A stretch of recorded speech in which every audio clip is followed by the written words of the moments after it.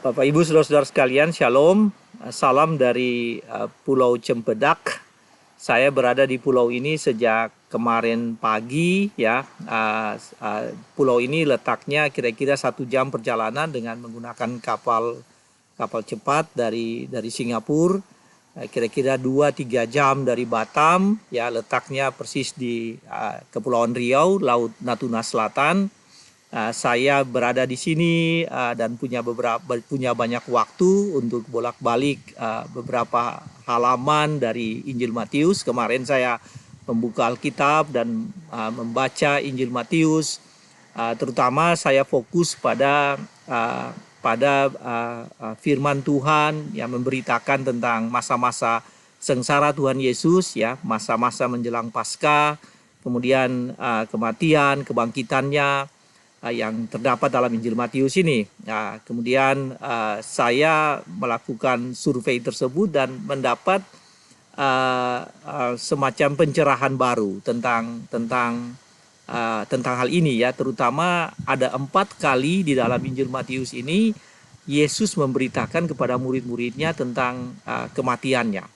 Jadi 4 kali yang disebut dengan pemberitaan pertama tentang penderitaan Yesus, pemberitaan kedua, pemberitaan ketiga, dan pemberitaan keempat. Saya pikir memang Anda sudah tahu tentang hal ini atau pernah atau sering bahkan ya membaca tentang hal ini, tapi di masa Prapaskah ini saya melihat bahwa 4 kali penekanan Yesus tentang pemberitaan itu, tentang penderitaannya itu berarti sesuatu yang punya makna yang besar ya. Karena 4 kali Yesus mengatakan itu kepada murid-muridnya bahwa dia menderita ya, bahwa dia akan disalibkan.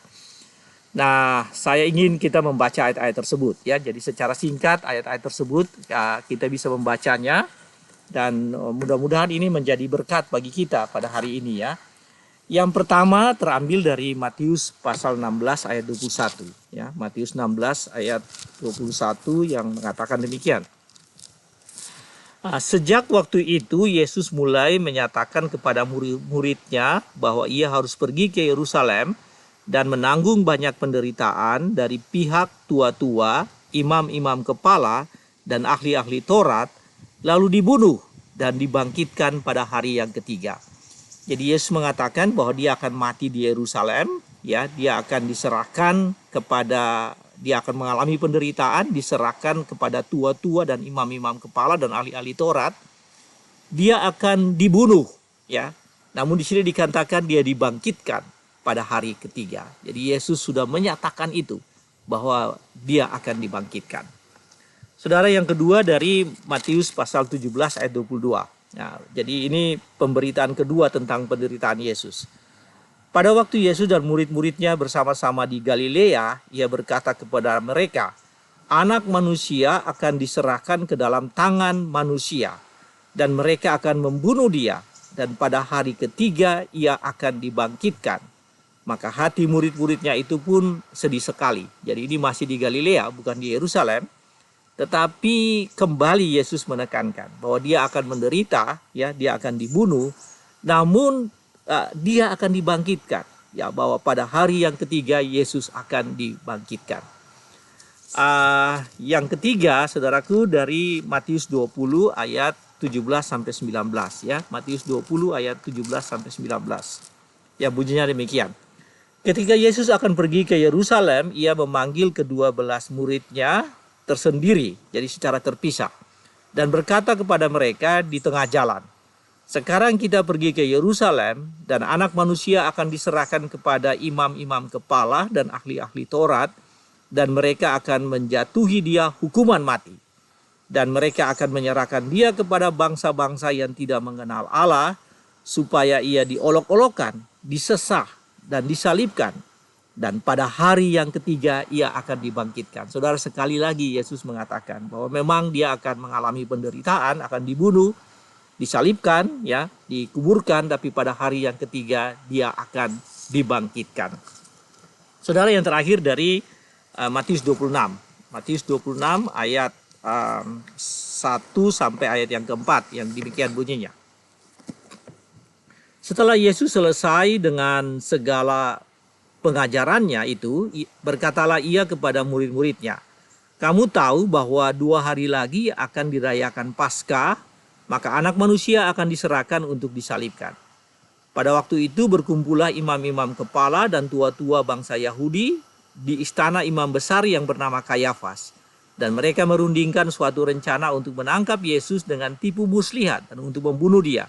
Tetapi mereka berkata, jangan pada waktu perayaan, supaya jangan timbul keributan di antara rakyat." Saudara-saudara sekalian, berita ini sudah disampaikan jauh hari sebelumnya, bahwa Yesus memang akan menderita. Tetapi kematian bukan akhir dari segala-galanya. Kematian hanya adalah satu episode di dalam karya penyelamatan Kristus, karena akan dilanjutkan dengan kebangkitan, bahkan naik ke sorga, duduk di sebelah kanan Allah Bapa. Bapak Ibu, seringkali kita hanya melihat bahwa penderitaan, kematian itu adalah sesuatu yang akhir ya dari satu proses kehidupan. Namun demikian di dalam ayat-ayat yang kita baca ini, bahwa apa yang dilakukan oleh Allah, apa yang dialami oleh Yesus tidak hanya kematian, bukan berakhir pada kematian, ya, tetapi kebangkitan. Dan Yesus menyatakan itu sendiri kepada murid-muridnya, bahwa dia akan dibangkitkan pada hari yang ketiga. Bapak Ibu, pada saat Yesus disalibkan, mereka mengolok-olok. Tadi dalam bacaan kita pun Yesus sudah berkata bahwa dia akan diolok-olok. Dan bukan saja oleh para imam besar, ahli Taurat, orang Farisi pada saat itu, tapi juga oleh orang lain. Dan orang lain yang dimaksudkan di dalam ayat-ayat yang kita baca tadi adalah ya masyarakat secara umum, khususnya tentara-tentara yang bekerja untuk kerajaan Romawi pada saat itu. Mereka mengolok-olok Yesus. Bahkan mereka berkata bahwa dia yang disalibkan ini membangkitkan orang mati. Dia membangkitkan Lazarus. Namun dia tidak bisa menyelamatkan dirinya. Saudara-saudaraku, namun demikian Yesus mati, ya, dan pada akhirnya Yesus bangkit pada hari yang ketiga. Nah, Bapak Ibu, saudara-saudara sekalian, ini adalah kebenaran yang harus kita pahami itu, kita percaya itu, dan kita menjadikan itu sebagai ajaran bagi kita, bahwa bagi kita yang percaya kepada Kristus, kita pun akan mati tapi kita akan hidup kekal bersama dengan Kristus. Saudara, di dalam Roma, ya, surat Paulus kepada jemaat di Roma, Roma pasal 6 ayat yang ketiga dikatakan begini, kita yang dibaptis dalam Kristus dibaptis juga di dalam kematiannya. Jadi bagi setiap orang yang percaya kepada Kristus juga percaya di dalam kematiannya, supaya sama seperti Kristus yang dibangkitkan dari antara orang mati oleh kemuliaan Bapa, maka mereka yang percaya kepada Kristus pun akan dibangkitkan dari antara orang mati. Bapak Ibu, saudara-saudara sekalian, ayat ini ingin menekankan kepada kita bahwa seperti Kristus yang bangkit dan naik ke sorga, setiap anak-anaknya, setiap orang percaya yang dibaptiskan dalam kematiannya, yang percaya kepada kematiannya, juga akan dibangkitkan dan naik ke sorga dan duduk dan berada bersama-sama dengan Allah Bapa di sorga.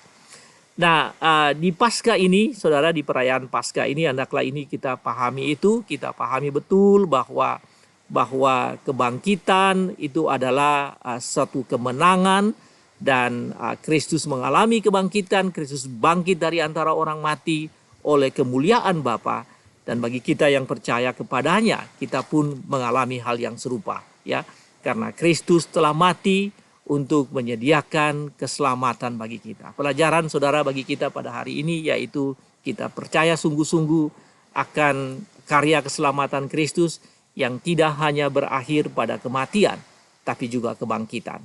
Seperti dia yang bangkit dari antara orang mati. Dan kita semua yang percaya, yang dibaptis, yang percaya kepada dia, yang dibaptis dalam namanya, dan dibaptis di dalam kematiannya, kita pun juga mengalami kebangkitan dari antara orang mati dan hidup bersama-sama dengan Allah Bapa di sorga.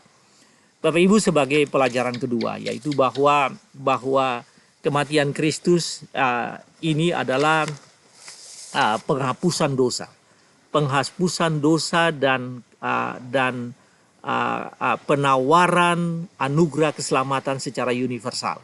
Ya, ini penghapusan dosa, menghapuskan dosa-dosa kita, dosa-dosa manusia, dan penawaran kepada manusia karya keselamatan secara universal.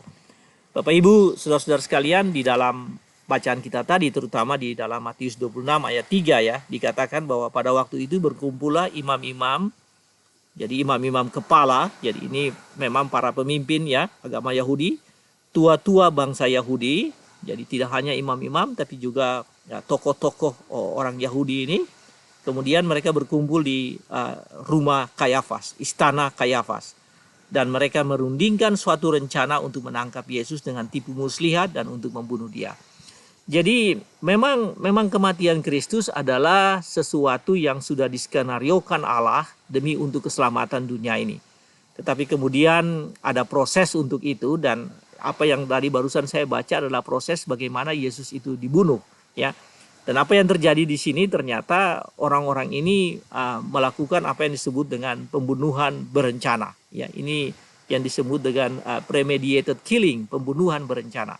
Dan untuk kita ya saudara di Indonesia ini, kalau pembunuhan berencana itu hukumannya ya hukuman mati, atau penjara seumur hidup, atau penjara dengan maksimum 20 tahun. Itu KUHP pasal 340.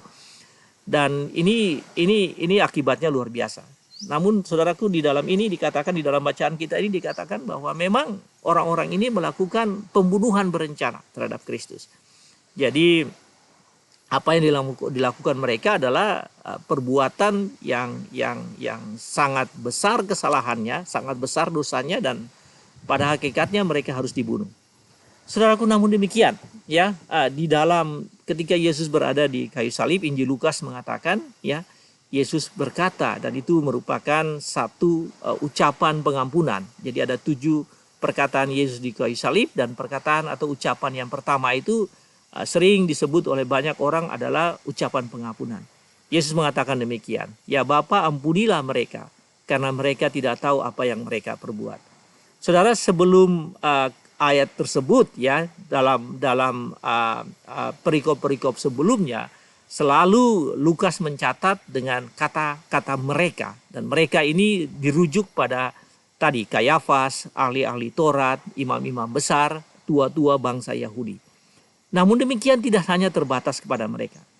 Mereka tidak hanya terbatas pada orang-orang yang tadi saya sebutkan, tapi mereka yang disebutkan di sini termasuk juga tentara-tentara yang bekerja untuk orang Romawi dan orang banyak yang memang tidak percaya kepada Kristus.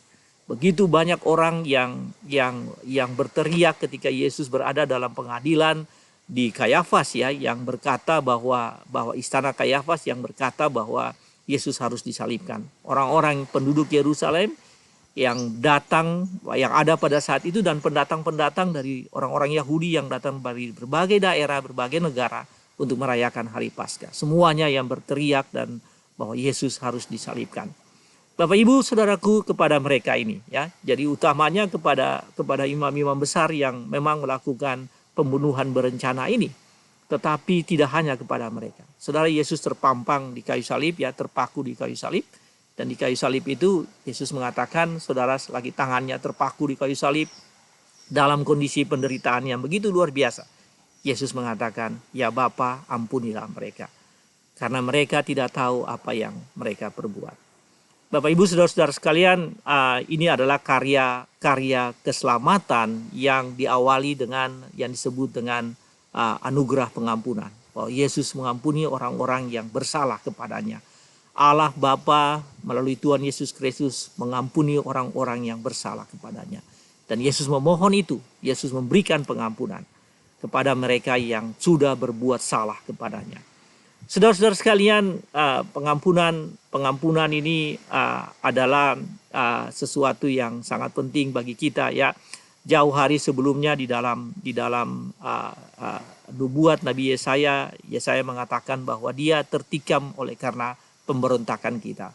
Dia diremukkan karena kejahatan kita. Ganjaran yang mendatangkan keselamatan kepada kita ditimpakan kepadanya. Jadi seharusnya kita ini ya, manusia, orang berdosa, semua kita ini yang pada hakikatnya yang harus disalibkan, harus dibunuh. Tetapi semuanya itu diambil alih oleh Kristus dengan kematiannya di kayu salib. Karena tentu saja kematian Kristus adalah kematian yang satu kali dan sempurna dan untuk selama-lamanya.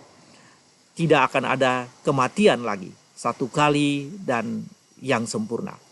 Bapak Ibu saudara-saudara sekalian, firman Tuhan hari ini ingin menyampaikan kepada kita bahwa kita masuk dalam perayaan Paskah.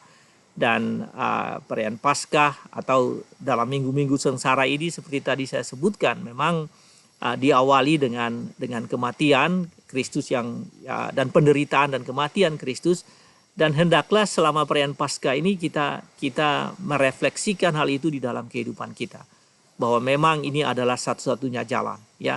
Tidak ada jalan lain untuk kita sebagai manusia mengalami keselamatan dan pembebasan dari dosa, ya, pembebasan dari dosa dan keselamatan dan kehidupan yang kekal. Hanya satu-satunya jalan itu adalah melalui penderitaan Kristus, kematiannya di kayu salib.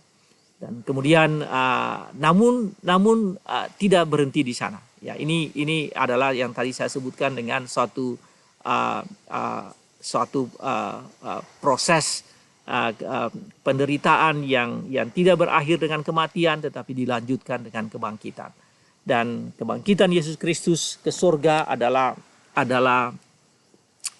penyempurnaan dari karya keselamatan itu, bahwa mati dan bangkit ke surga, dan kepada setiap kita yang percaya kita pun mengalami hal yang sama. Yang kedua, saudaraku, firman Tuhan ini ingin menyampaikan kepada kita bahwa ya, tidak ada dosa yang terlalu besar untuk tidak dihapuskan oleh Tuhan, tidak diampuni oleh Tuhan. Saudara, begitu besar dosa-dosa orang-orang yang membunuh Yesus ini, ya, imam-imam kepala yang tadi saya sebutkan, yang hukumannya sangat besar, ya, bagi kita di Indonesia itu hukumannya sangat besar pada saat ini. Bukan di Indonesia, tapi pada saat ini hukumannya sangat besar, karena ini satu pembunuhan berencana. Pembunuhan berencana sekalipun, ya, diampuni oleh Tuhan Yesus. Mereka yang begitu banyak orang yang merencanakan pembunuhan itu semuanya dibunuh, semuanya diampuni oleh Yesus. Bahkan dosa-dosa mereka yang semua orang yang mengolok-olok Yesus semuanya diampuni oleh Yesus. Saudara, tidak ada dosa yang begitu besar untuk Yesus, ya. Segala sesuatu, segala perbuatan dosa kita pun mengalami pengampunan. Kalau itu dibawa kepada Kristus, dimohon ampun, maka Yesus memberikan pengampunan. Jadi ini merupakan satu anugerah yang hebat, yang luar biasa yang diberikan, yang ditawarkan kepada kita. Hendaklah memasuki perayaan Paskah ini kita menyadari hal ini, kita percaya akan hal itu, dan kita serahkan segala hal yang kita telah berbuat melawan Tuhan, yang harusnya ganjarannya itu yaitu kematian bagi kita. Ganjarannya itu yaitu penderitaan bagi kita. Namun demikian semuanya ganjaran itu diberikan kepada Tuhan, dan kepada kita justru diberikan pengampunan dosa dan keselamatan. Saudara, hidup di dalam ketaatan pada Tuhan, hidup di dalam percaya kepada Tuhan, dan hidup dengan memberikan, ya, dengan menyatakan keterbukaan, secara terbuka menyatakan kesalahan-kesalahan kita kepada Tuhan, karena Dia mengampuni kita dan Dia memberikan keselamatan bagi kita. Tuhan berkati saudara sekalian. Amin.